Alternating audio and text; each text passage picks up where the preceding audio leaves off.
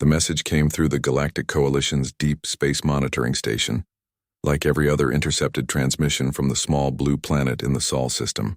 Kethmoran barely looked up from his datapad as another human communication scrolled across his screen. Electromagnetic, projectile acceleration systems showing 97% efficiency. The translated message read, "Kinetic bombardment platforms ready for final testing phase." The Velthari scientist made a dismissive clicking sound with his mandibles. Humans and their primitive technology.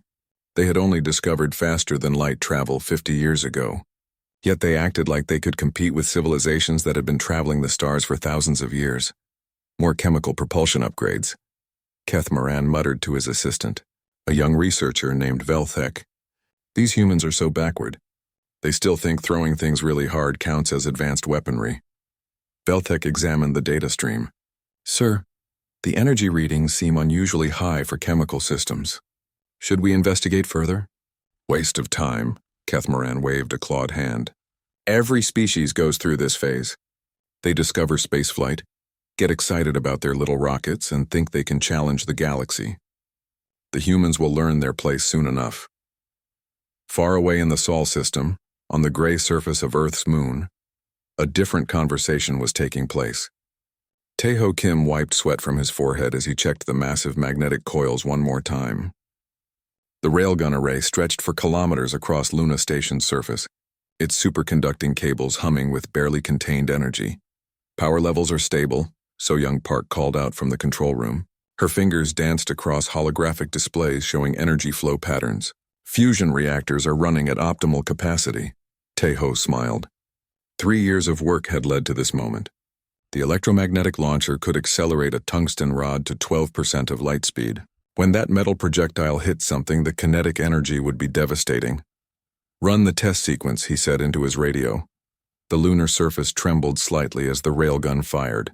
A small tungsten rod shot into space so fast it was invisible to the naked eye. Seconds later, their target asteroid, located 50,000 kilometers away, simply vanished in a flash of superheated metal and rock. "Perfect hit," So-Young reported. "The asteroid is completely destroyed." Back on Earth, Admiral Wu Jin Lee studied the test results in his office at Seoul Space Command. The numbers were impressive, but he knew the real challenge lay ahead. Humanity was about to take its first major step into deep space, and they needed to be ready for anything. "Sir?" His aide entered the room with a sealed envelope. "Orders from Earth Command." Lee opened the message and read carefully. The first human deep space exploration fleet would launch next month. 2 ships, the Sejong and the Hanbok, would carry crews of 50 each on a mission to survey nearby star systems. Most importantly, both ships would be equipped with the new railgun defense systems. The Admiral understood the real meaning behind the defensive designation. In the cold vacuum of space, there was no such thing as a purely defensive weapon. If something could destroy an asteroid, it could destroy a ship. "Prepare the crews," Lee ordered. "And make sure our friends in the Coalition monitoring stations keep thinking we're just playing with chemical rockets." On the Coalition monitoring station, Kethmoran was finishing his daily report. The Sol system continued to produce what he classified as industrial electromagnetic noise. The humans were clearly expanding their manufacturing capabilities, probably building more of their crude spacecraft. "Any unusual activity?" asked Commander Thexel during his weekly inspection. "Nothing significant," Kethmoran replied. "The humans are generating more electromagnetic signatures, but it's consistent with primitive industrial expansion. They're probably building more chemical rockets." Thexel nodded. The Coalition had been watching humanity for decades, waiting for them to mature enough for formal contact. So far, the species showed typical patterns of early spacefaring civilizations: aggressive, territorial, and completely unaware of how outmatched they were by galactic standards. "Keep monitoring," Thexel said. "The High Command wants regular updates on all developing species." Meanwhile, on Luna Station, the railgun array was being prepared for mass production. Taeho and So-Young worked alongside dozens of other engineers and technicians, scaling up their design for installation on spacecraft. "The ship-mounted versions will be smaller," So-Young explained to the visiting delegation from Earth Command, "but they'll still pack enough punch to disable any known starship design." General Sung-Ho Park, head of the Korean Space Force, examined the technical specifications. How long before the fleet is fully equipped? 2 weeks, Tejo answered confidently. We've been working around the clock to meet the deadline. The general smiled grimly. Intelligence reports suggested that humanity would encounter other spacefaring species soon. When that happened, it would be better to negotiate from a position of strength. Back in Coalition space, the bureaucracy moved slowly.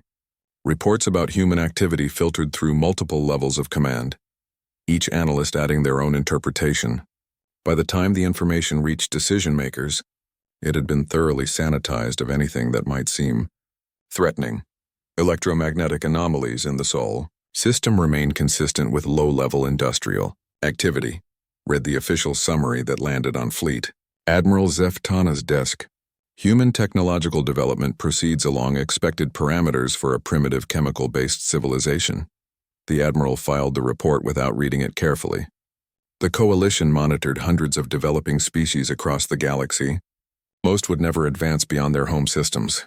Those that did usually requested membership in the Coalition within a generation or two, once they realized how much they had to learn from older, wiser civilizations. On Earth, the final preparations were complete. Captain Minho Choi stood on the bridge of the Sejong, watching his crew run through pre-flight checks. Below deck, the railgun systems hummed quietly, their magnetic coils charged and ready. All systems green, reported his weapons officer, Lieutenant Hyunwoo Song. Railgun batteries are online and awaiting targeting data, Captain Da Yun Song, commander of the Hanbok, appeared on the main screen from her own bridge. Ready for departure on your mark, Minho. The two ships launched quietly from Earth orbit, their fusion engines pushing them toward the outer system. Within days, they would activate their faster-than-light drives and head for unexplored space. Humanity was finally ready to meet its galactic neighbors. Neither the humans nor the Coalition realized how dramatically their first encounter would change everything. The galaxy was about to learn that sometimes the most dangerous enemy is the one you refuse to take seriously. 3 months had passed since the Sejong and Hanbok left Earth's solar system. The two exploration ships had visited 4 star systems, mapping planets and collecting scientific data. Their crews had grown comfortable with deep space travel, but they had not yet encountered any signs of intelligent life. Captain Minho Choi was reviewing stellar cartography reports when his sensor operator called out from across the bridge. Captain, we're detecting multiple ships dropping out of faster-than-light travel, Ensign Kai-Tae Lim reported. 6 vessels, unknown configuration. They're moving toward our position. Minho felt his stomach tighten. This was the moment Earth Command had prepared them for. Alert the Hanbok. Bring all systems online, but keep weapons powered down for now. The alien ships were unlike anything in human databases. They had smooth, organic curves and seemed to shimmer with an energy field that bent light around their hulls. As they approached, one of them transmitted a message on standard galactic frequencies. Unknown vessels. You are operating in Coalition-controlled space without proper authorization. The transmission began. The universal translator converted the alien language into Korean. I am Commander Thexel of the Galactic Coalition Patrol Fleet. You will power down your engines and prepare to be boarded for inspection. Minho exchanged glances with his first officer, Lieutenant Commander Yoon Soo-han. They had studied first contact protocols extensively, but the aliens' demanding tone was not what they had expected. Open a channel, Minho ordered. Commander Thexel, this is Captain Minho Choi of the Earth exploration vessel Sejong. We are on a peaceful scientific mission. We request safe passage through this region. There was a long pause before Thexel responded. His voice carried an unmistakable tone of superiority and impatience. Earth? Never heard of it. Your species is not registered with the Coalition, which means you are operating illegally in galactic space. You will submit to boarding immediately, or we will consider you hostile. On the bridge of the Hanbok, Captain Dayun Song listened to the exchange with growing concern. She had hoped their first contact with aliens would be peaceful, but these Coalition ships were already positioning themselves in an attack formation. Yoonji, what are our tactical options? She asked her chief engineer. Lieutenant Yoonji Yang checked her displays. The railgun systems were fully charged and ready. The alien ships are maintaining standard energy shields. Our kinetic weapons should punch right through them. Daun nodded slowly. She hoped it wouldn't come to that, but her orders were clear. No human ship would surrender to alien demands without a fight. Back on the Sejong, Minho was trying to find a diplomatic solution. Commander Thexel, we had no knowledge of your territorial claims. Perhaps we could arrange a meeting to discuss. Enough, Thexel interrupted. Your ignorance is not our concern. You have 30 seconds to power down and prepare for boarding, or we will disable your ships and take them by force. The Coalition commander's patience had run out. In his experience, primitive species always tried to negotiate when faced with superior firepower. It was better to establish dominance quickly and sort out the details later. Power up weapons, Thexel ordered his fleet. Launch boarding pods. These primitives need to learn their place in the galactic order. 6 sleek boarding pods launched from the Coalition ships, accelerating toward the human vessels on bright plasma trails. At the same time, energy weapons began charging with an ominous blue glow. Minho watched the approaching pods on his tactical display. The aliens had made their choice. Now he would make his. All hands, this is the captain. We are under attack by hostile alien forces. This is not a drill. He turned to his weapons officer. Hyunwoo, you are authorized to engage enemy targets. Fire when ready.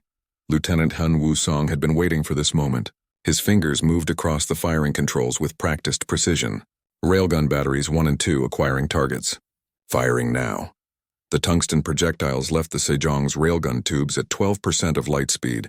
They were invisible streaks of metal, each one carrying the kinetic energy of a small nuclear weapon. Commander Thexel barely had time to register the human ship's energy spike before his reality changed forever. The first tungsten rod struck his flagship's forward section, punching through the energy shields as if they didn't exist. The projectile tore through 3 decks before exiting the other side of the ship, leaving a perfectly round hole surrounded by twisted metal. Impossible, Thexel shouted as alarm screamed throughout his bridge. How did they penetrate our shields? The second human ship was also firing now. Captain Dayun Song watched calmly as her railgun systems engaged the Coalition fleet. Railgun batteries 3 and 4 fire at will. More tungsten rods crossed the void in milliseconds. The Coalition ships designed to fight energy-based weapons were completely unprepared for solid projectiles moving at relativistic speeds. Their shields, which could deflect laser beams and plasma bolts, offered no protection against chunks of metal traveling faster than anything in their experience. One Coalition cruiser exploded outright when a railgun round struck its reactor core. Another ship lost its entire command section to a perfectly placed shot. The boarding pods caught in the crossfire were swept away like leaves in a hurricane. Evasive maneuvers. Thexel screamed, but his damaged ship could barely respond. Half his crew was dead or injured, and his once proud vessel was venting atmosphere into space. The battle lasted less than 5 minutes.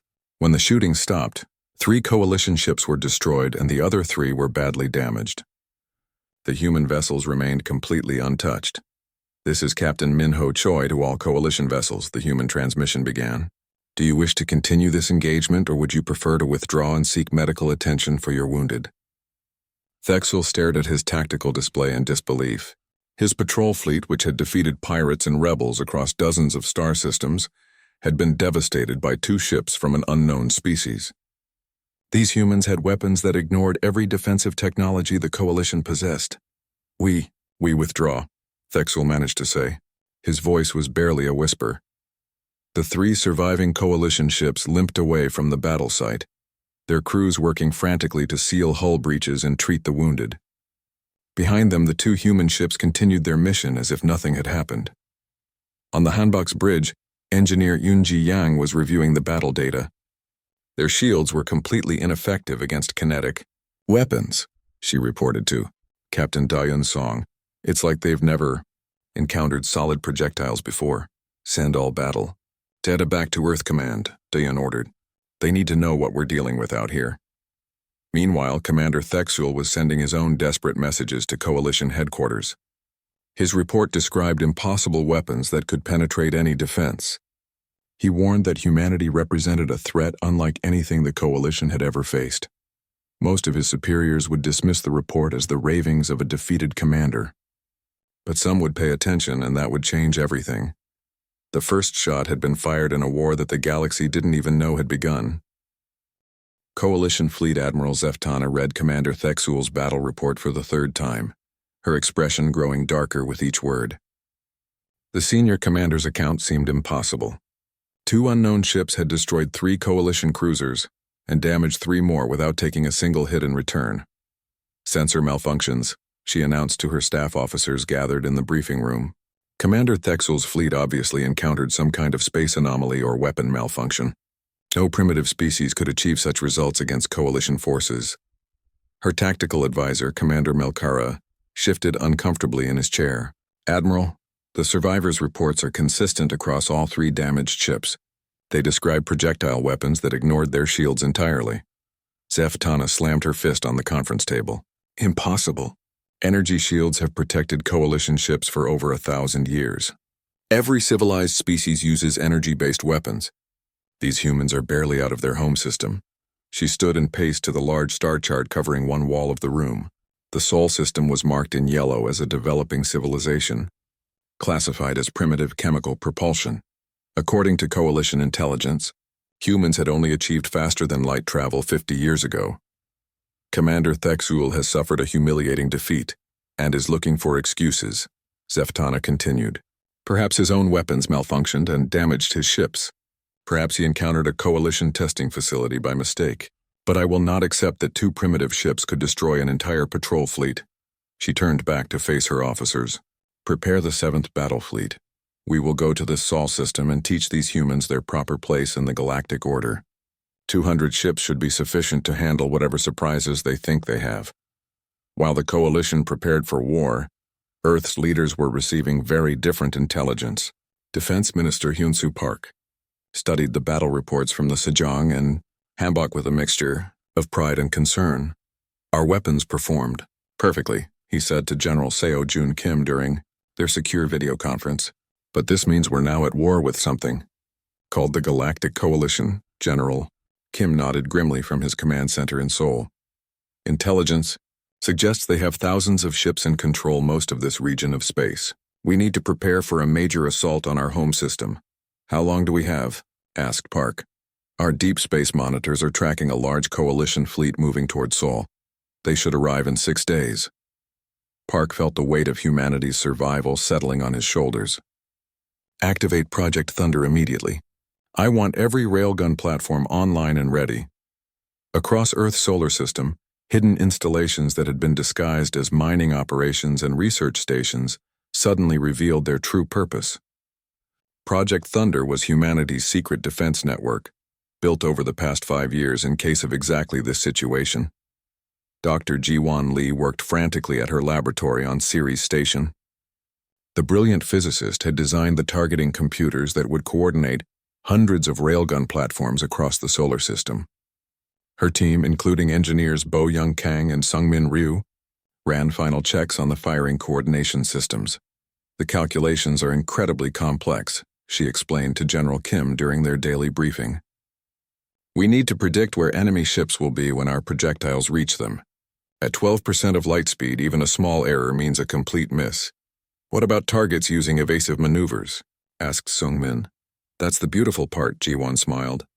At the speeds we're talking about, there's no time to dodge. By the time their sensors detect our projectiles, impact is only microseconds away. Meanwhile, on the asteroid belt mining station Palace Base, Captain Jae Sung-an oversaw the final preparations of the flagship Seoul.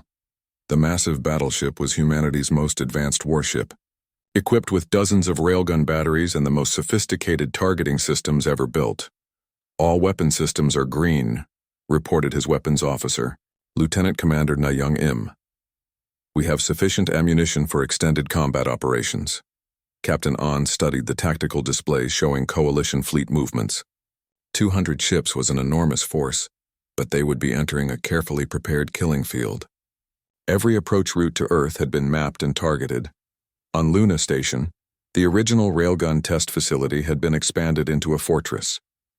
Tae-ho Kim and So-young Park supervised teams of technicians as they calibrated the massive lunar batteries. These weapons were the largest ever built, capable of accelerating projectiles to 15% of light speed. Range to enemy fleet is now 4 billion kilometers and closing, So-young reported. They should drop out of faster-than-light travel at the edge of our system in approximately 18 hours. Tae-ho checked his chronometer. All stations report ready. We're as prepared as we can be. The Coalition 7th Battle Fleet was indeed approaching Sol system at maximum speed.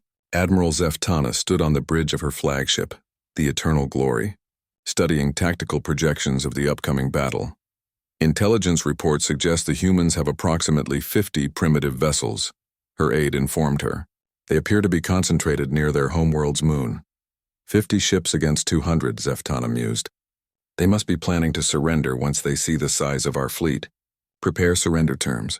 We'll accept their unconditional capitulation and integrate them into the coalition as a subject species. She had no idea that humanity's defense relied not on ships, but on hidden weapons platforms scattered throughout the solar system. Asteroids that appeared to be simple mining operations were actually camouflaged fortresses. Research stations were armed weapon platforms. Even some of the larger Space Orcs contained railgun systems. As the Coalition fleet prepared to drop out of faster-than-light travel, Earth's defenders took their positions. Admiral Wu Jin Lee coordinated the defense from Seoul Space Command, while Captain Jae Sung-an prepared to lead the mobile fleet elements. Remember, Admiral Lee broadcast to all human forces, "We get one chance at this. The enemy expects primitive chemical rockets and energy weapons. They have no experience with kinetic bombardment at these velocities. Use that advantage." The Coalition fleet's arrival was detected immediately by Earth sensor networks. 200 sleek alien warships materialized at the edge of the solar system in perfect formation, their energy shields glowing with confident power. Admiral Zeftana opened a communication channel to the inner system. "Humans of the Sol system, this is Fleet Admiral Zeftana of the Galactic Coalition. You have unlawfully attacked Coalition forces.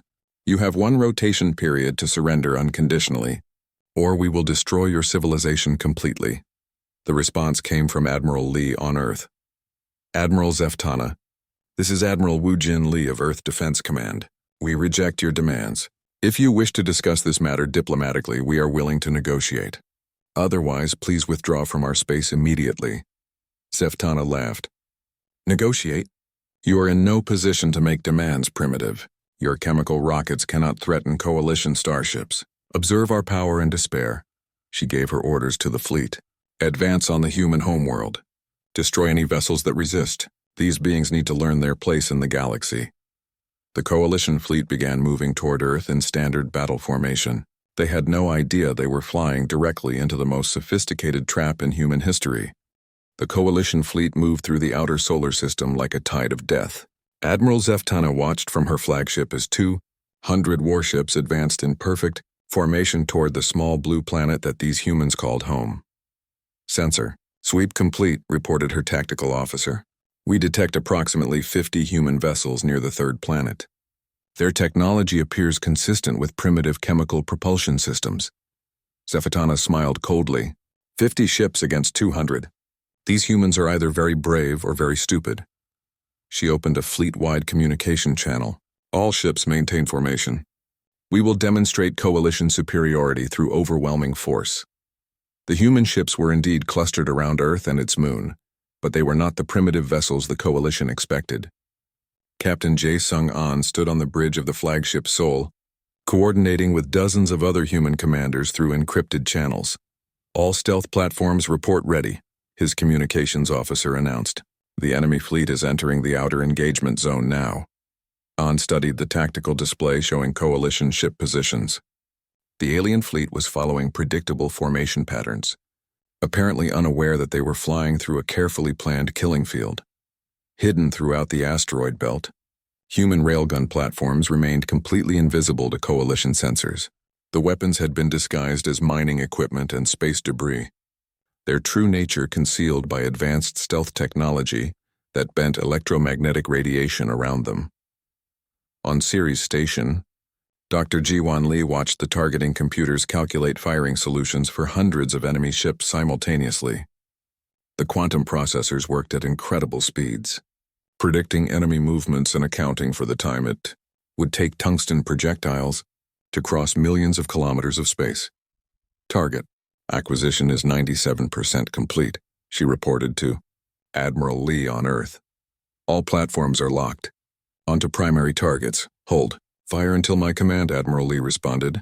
"Let them get closer."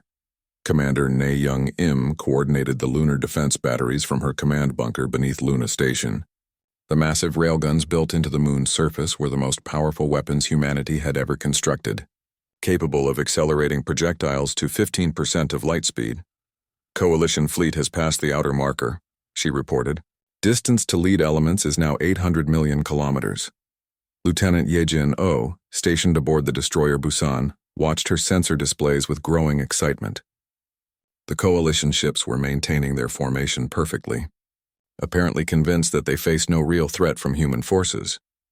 They're not even running deep scans, she reported to her captain, Dong Hyun Shin.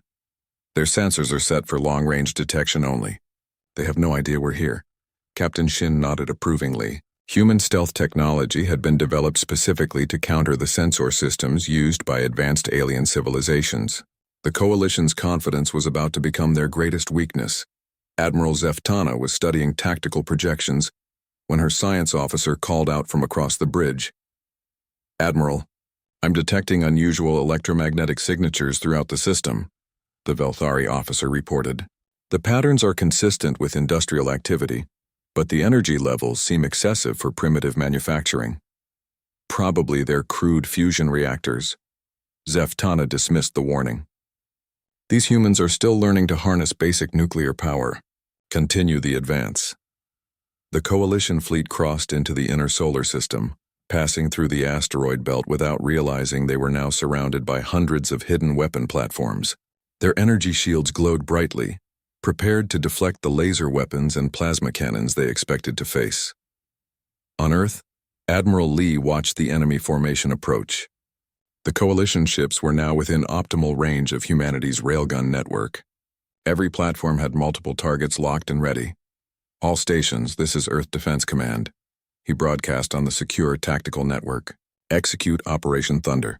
Fire at will." The solar system erupted in invisible death. Railgun platforms hidden throughout the asteroid belt fired simultaneously. Tungsten projectiles accelerated to incredible velocities, crossing the void faster than Coalition sensors could track them. The projectiles were too small and too fast for the alien detection systems, which were designed to spot large energy signatures and slower missiles. The first indication Admiral Zeftana had of the attack was when her flagship's hull exploded outward in 3 places. Tungsten rods, each one carrying the kinetic energy of a nuclear weapon, punched through her ship's energy shields as if they didn't exist. "Impossible," she screamed as alarms wailed throughout the bridge. "What kind of weapons are these?" Around her, the Coalition fleet was being systematically destroyed. Ships that had ruled the galaxy for centuries were being torn apart by projectiles they couldn't see coming. The energy shields that had protected them in countless battles were completely useless against solid matter, traveling at relativistic speeds. Commander Na Young Im watched the lunar batteries engage the enemy fleet's center formation. The moon-based railguns were so powerful that their projectiles created visible streaks of superheated gas as they passed through the thin solar wind. "Direct hits on 12 enemy capital ships," she reported. "All targets destroyed or disabled." Captain Jae Sung-an brought the Sol and the human mobile fleet into action.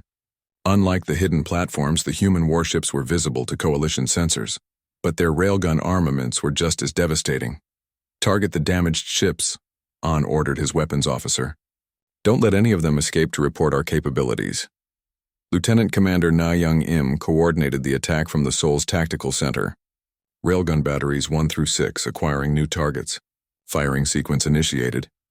More tungsten projectiles crossed the battlefield at incredible speed. Coalition ships that had survived the first wave of attacks found themselves under assault from multiple directions. Their formation, which had seemed so imposing minutes earlier, was now a scattered collection of burning wrecks. On the destroyer Busan, Captain Dong Hyun Shin watched enemy ships explode on his tactical display. "They're not even trying to maneuver," he observed to Lieutenant Yejin. "It's like they don't understand what's happening to them. Their technology is completely wrong for this kind of warfare," Oh replied. "They've built everything around energy weapons and energy defenses. They have no experience with kinetic bombardment." The battle lasted exactly 18 minutes. When the firing stopped, 180 Coalition ships had been destroyed outright. The remaining 20 vessels were so badly damaged that most of them were venting atmosphere into space. Admiral Zeftana's flagship was one of the few ships still capable of movement, though barely. Half her crew was dead, and the proud vessel was held together more by luck than structural integrity. "Retreat," she ordered the surviving ships. "All vessels withdraw immediately." The battered remnants of the Coalition's 7th Battle Fleet limped away from the solar system, leaving behind a field of debris that stretched across millions of kilometers. Not a single human ship had been damaged. Captain An opened a communication channel to the retreating Coalition forces. "Admiral Zeftana, this is Captain An of the Earth Defense Forces. We tried to resolve this diplomatically. Next time, we suggest you listen to our offer to negotiate." Zeftana didn't reply. Her ship was barely functional and her fleet was destroyed.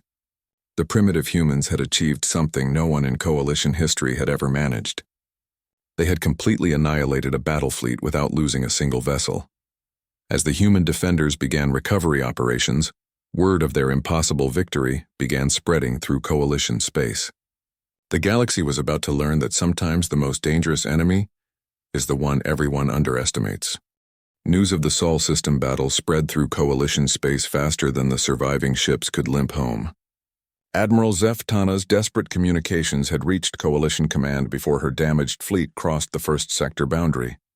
"Impossible weapons," her transmission repeated over and over. "They ignore shields completely. Projectile velocities beyond anything in our experience. 18 minutes. 180 ships destroyed." Coalition High Command initially dismissed the reports as the ravings of a defeated commander. But when sensor data from the battle began arriving, followed by testimony from survivors across 20 different ships, the truth became undeniable. The primitive humans had developed a form of warfare that made traditional galactic military doctrine completely obsolete. Dr. Haiwan Choi, humanity's chief xenobiologist, studied intercepted Coalition communications from her laboratory on Luna Station, working alongside her colleague Insu Moon. She analyzed thousands of alien transmissions to understand how the galaxy's civilizations had developed. "Look at this pattern," she showed Insu, pointing to evolutionary data on her screens. Every single spacefaring species followed the same technological path. They discovered energy manipulation first, then built their entire military doctrine around energy weapons and energy defenses. Insu nodded as he reviewed the data. "It makes sense from an evolutionary perspective. Energy-based weapons are easier to control and more efficient for most applications. But it created a technological dead end." "Exactly," Haiwan continued. "They've been fighting energy wars for so long that they forgot about simple kinetic weapons. When we show up throwing chunks of metal at 15% of light speed, they have no defense." The implications were staggering. Humanity had accidentally discovered the one form of warfare that the galaxy's great powers couldn't counter. Meanwhile, human exploration fleets equipped with railgun arrays were pushing deeper into Coalition space. The aliens' response was dramatically different from their initial arrogance. Scout Captain Su Jin Han reported from the frontier regions. "The Velthari have requested a formal diplomatic meeting. They're offering technology exchanges and mutual defense agreements." Admiral Chang Min-yu reviewed similar reports from across the expanding human sphere of influence. The Cathani sent gifts of rare metals and star charts. The Jelnari are asking for protection from Coalition expansion. It seemed that every species in the region was suddenly interested in befriending the humans who had achieved the impossible. On Earth, the government struggled to adapt to humanity's new role as a galactic power. Defense Minister Hyun-Soo Park met with President Kim Soo-jin to discuss the changing situation. "We've gone from unknown primitives to the most feared military force in this region of space," Park reported. "Coalition intelligence is desperately trying to reverse engineer our kinetic weapons, but their entire technological base makes it nearly impossible." President Kim studied the reports. "What about diplomatic contact? Are they offering any formal negotiations?" 3 Coalition member species have already requested separate peace treaties, Park replied. They want to distance themselves from the High Command's aggressive policies toward humanity. The truth was that the Coalition's technological development had created a trap. Their energy-based weapons required sophisticated power systems, exotic materials, and complex focusing mechanisms. Railguns, by contrast, were mechanically simple. Any civilization with basic electromagnetic understanding could build them. But the galaxy's advanced species had spent millennia perfecting energy weapon technology. Their entire industrial base, their strategic doctrine, even their ship designs were optimized for energy warfare. Switching to kinetic weapons would require rebuilding their civilization from the ground up. General Seo-jun Kim coordinated humanity's expanding military presence from his Seoul headquarters. Reports came in daily from human fleets exploring new systems and encountering alien civilizations. The pattern is consistent, he briefed his staff. Species that were previously coalition allies are now requesting human protection. They see us as a counterbalance to coalition dominance. Captain Min-ho Choi and Captain Dayun Song, the heroes of humanity's first contact battle, now commanded exploration fleets that carried both scientific equipment and powerful railgun arrays. Their ships were welcomed in systems where coalition vessels had once demanded tribute. It's remarkable how quickly the political situation has changed. Captain Song reported during her latest mission briefing. 3 months ago, we were unknown primitives. Now we're being asked to mediate territorial disputes between species that have been enemies for centuries. The Coalition High Command finally acknowledged what their field commanders had been reporting. Humanity represented a fundamental threat to galactic stability, not because they were aggressive, but because they had made traditional warfare obsolete. Fleet Admiral Kexthera, Zeftana's replacement, studied intelligence reports about human military capabilities. The analysis was disturbing. Human railgun technology was not only effective, it was scalable. They could mount these weapons on everything from small fighters to massive battleships. Our entire fleet doctrine needs to be reconsidered, she admitted to her senior staff. Energy shields are useless against kinetic weapons. Our ships are essentially unarmored targets. But rebuilding the coalition military would take decades if it was even possible. The economic and industrial changes required were so massive that they might destroy the coalition's political structure entirely. Meanwhile, humanity's influence continued to expand. Dr. Jiwan Lee's targeting systems were being installed on new classes of human warships. Engineers Tae-ho Kim and So-young Park were training the next generation of railgun designers. Captain Jae-sung-an was establishing humanity's first permanent military bases in alien star systems. The balance of power in the galaxy had shifted permanently. Admiral Woo Jin Lee stood in his office, looking out at Earth's orbital shipyards where dozens of new human warships were under construction. Each one carried enough firepower to destroy a coalition battle fleet. Sir, his aide entered with the latest diplomatic reports. The Rigel Confederacy has formally requested membership in humanity's defensive alliance. That makes 15 species who have joined us in the past month. Admiral Lee smiled. Humanity had never sought to become a galactic superpower, but the galaxy had left them no choice. When you possessed the only effective weapons in known space, everyone wanted to be your friend. The final irony was that humanity's most devastating military advantage had come from what the galaxy considered primitive technology. While other species had spent millennia perfecting exotic energy weapons, humans had simply found better ways to throw rocks. 6 months after the Sol system battle, Captain Sujin Han sent her final report from the frontier regions. Coalition forces are withdrawing from contested systems. They're consolidating around their core worlds and avoiding any contact with human patrols. The message was clear. The galaxy had learned to respect humanity's simple question, "Would you like to discuss this diplomatically?" Most species now answered yes immediately. The age of coalition dominance was over. The age of human influence had begun, and it had all started because the galaxy refused to take seriously a species that solved problems by throwing things really, really hard. In the end, the most dangerous enemy truly was the one everyone underestimated: